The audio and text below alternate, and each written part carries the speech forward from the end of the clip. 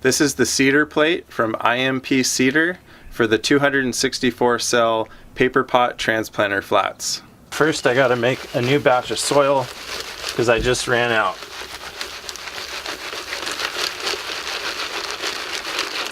There's 2 layers of compost in here. It's mainly ProMix. Alright, let's get, I'm gonna use 4-inch spacing.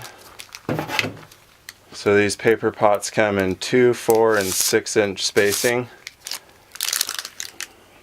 264 cells.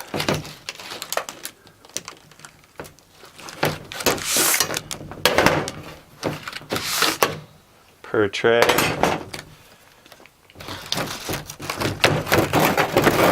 Grab some of that soil I just made.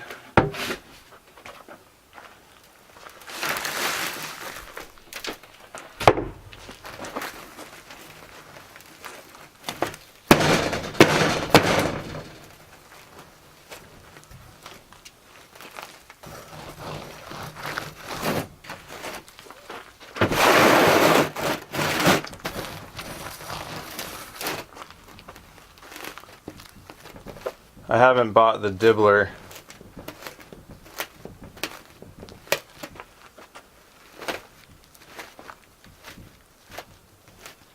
And of course there's the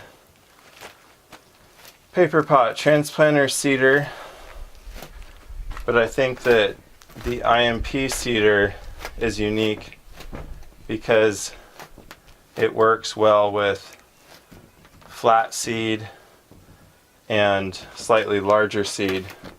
So what I'm going to do here is some Red Ace beets. I really like using the paper pot transplanter for beets. Here's the 128 version of the IMP, and you can see that there's only 1 row of holes on each side. And for the one made for the transplanter, it has 2 alternating rows. So the same thing, you just line it up just like you did for your regular plastic trays. And the IMP seeder, just line up the edge. The other row goes to the middle. When this gets to the side, the whole tray is sewn. So again, these are nice sturdy plates made out of galvanized sheet metal. Scatter your seed.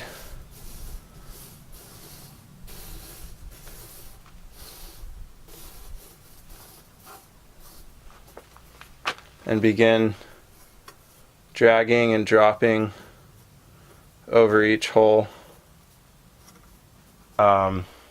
Beet seed is pretty chunky, and that's another reason why this is a good plate to use for beets, because with the standard paper pot seeder, beets can get hung up in the holes, whereas these holes are larger.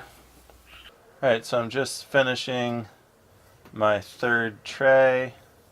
It took me just over 5 minutes per tray, which, you know, I mean, so 3 trays, that's 300-foot rows, which is a single bed for me. You know, $650 roughly. That's something like 250 to 275 bunches. For me, the 5 minutes to sow flats is not where I lose time. Okay, and then notice that I am using this plate seeder on top of the stretch frame, and that allows the plate to slide over the flat without touching the soil. That's one downside. So that works really well in this case.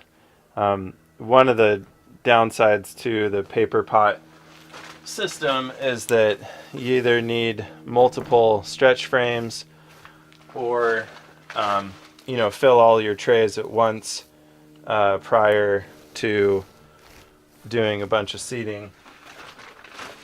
Put a little vermiculite on here. I don't always use vermiculite, sometimes I do. And then water them in.